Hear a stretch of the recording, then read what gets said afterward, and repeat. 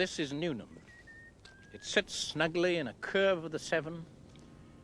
It's not Xanadu or El Dorado or even Brighton.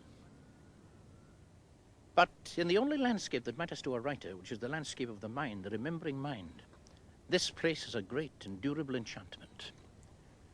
Because a part of my consciousness was jolted awake on the first journey I ever did out of Wales into England. I was on my way from around the kitchen to an Oxford college, the one a good deal ampler, more privileged than the first. And my nerves have never been particularly soothed on this earth. But during that journey, you know, quite apart from the sensational Wells Fargo effect of making a bus journey across country, there was the whole business of a very jumpy set of passengers, losing the handle of my suitcase, a very cheap article indeed, and missing the toilet facilities at Newport, which in those last furtive days were very small indeed. And whenever I look back on that whole stretch of years, I feel that at this particular point of coming into this town, that the wind dropped. I sensed a calm, which I badly needed. As I climbed the hill into the secluded place, the squalls in my heart died down a decibel or two. Tall and ancient walls, the sense of life nurtured and enjoyed, gave me a sense of revelation.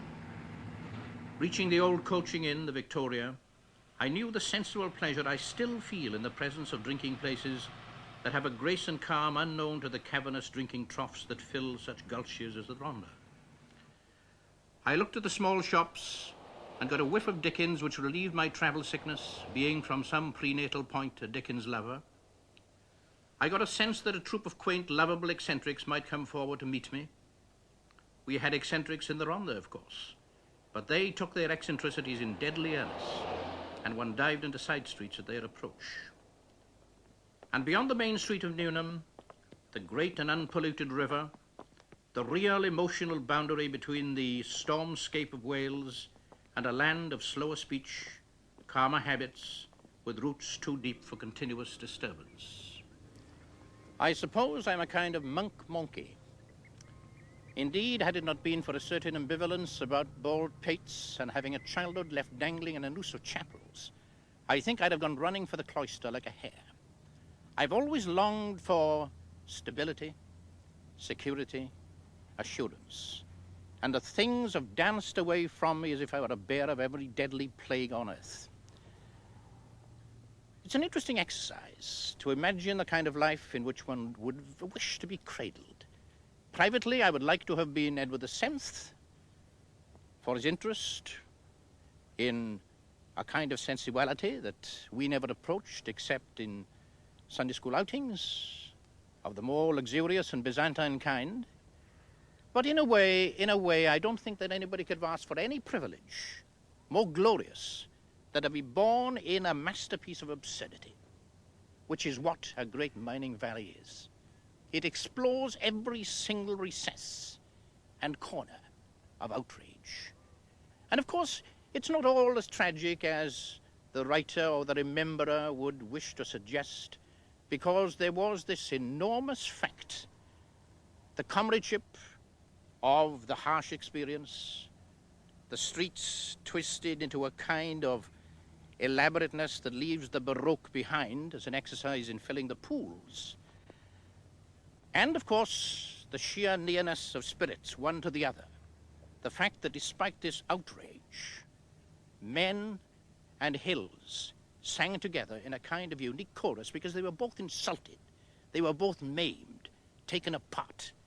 And the singing, of course, I'm sure that the singing at Newnham would have nothing of the operatic sonority that encased virtually the whole of my childhood. And the fact that we went to opera, of course, for the great musical expression is very significant, because opera is the great medium of the extreme in love and deprivation, and that, I think, is what we imaginatively construed the Rhondda Valley to be.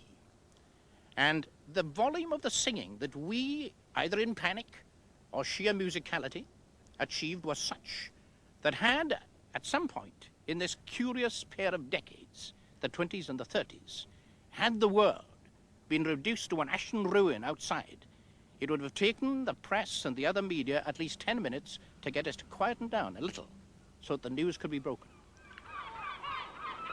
There are two sorts of places in which to be born.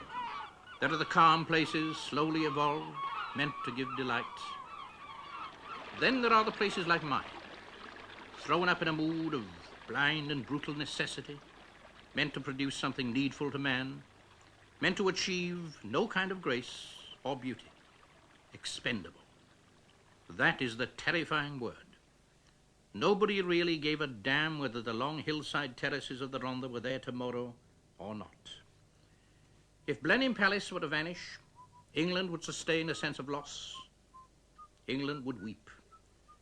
If a mining community were to fall apart and vanish, there would be no real sense of surprise or loss or tears. It had never really been there, you see. Through years of passionate turbulence, it had in a sense been holding its breath, waiting for its end, which would be as inscrutable as its beginning.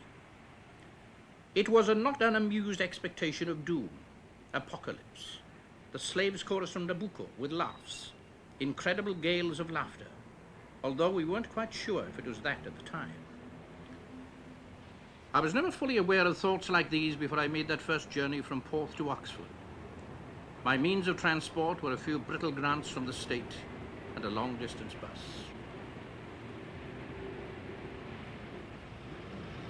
And so I came to Newnham, high ivied walls leading to a gracious place which had never known the organized anguish and bawling protest of the Rhondda.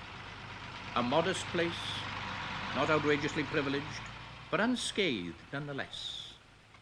A pleasant place beside a lovely river. Rivers for a writer are of vast importance. From the giants down, moving water has always set the creative nerve tingling to a surer, wilder rhythm. The Thames did it for Dickens. The Mississippi brought Mark Twain into the kingdom of his own myth. The rivers that adorned my beginnings were simply bits of polluted frustration on the move to a sea that was not much better. They had no amplitude, no power, save in moments of frenetic flooding, which we thought quite unfair, because we thought we were already in a sinking society and demanded as a constant need a fair stretch of dry ground on which to get started for a last run into the hills. As far as bathing was concerned, if the river's dirtiness did not deter, the upjetting rocks promised the daring diver a round of major bruising. If ever there were fish, they surfaced only to find out which party favoured cleaner streams and voted for it. Then I saw Newnham and the Severn close enough to kiss if the bus company had allowed such emotional antics, which they didn't, of course. A symbol of unbesmirched placidity, the river. And I suppose I would have wished to place that calm, that beauty, right in the middle of my life, forever and ever and ever. But no such luck, no such luck.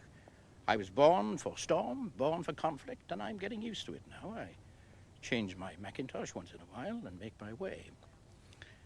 And if my armorial bearings are ever cast, right in the middle of the complex will be the river that moves darkly, moodily from Porth to Pontypridd. I continued my way to Oxford, a place that utterly foxed me, a place that never got within 10,000 miles of the center of my heart. But you know, they say that several years after death, Western Celts who take to ink or drink begin to understand all the things they never understood before. So there may be a kind of paradise of acceptance awaiting me when my anger is gone, when my pen has gone to rust.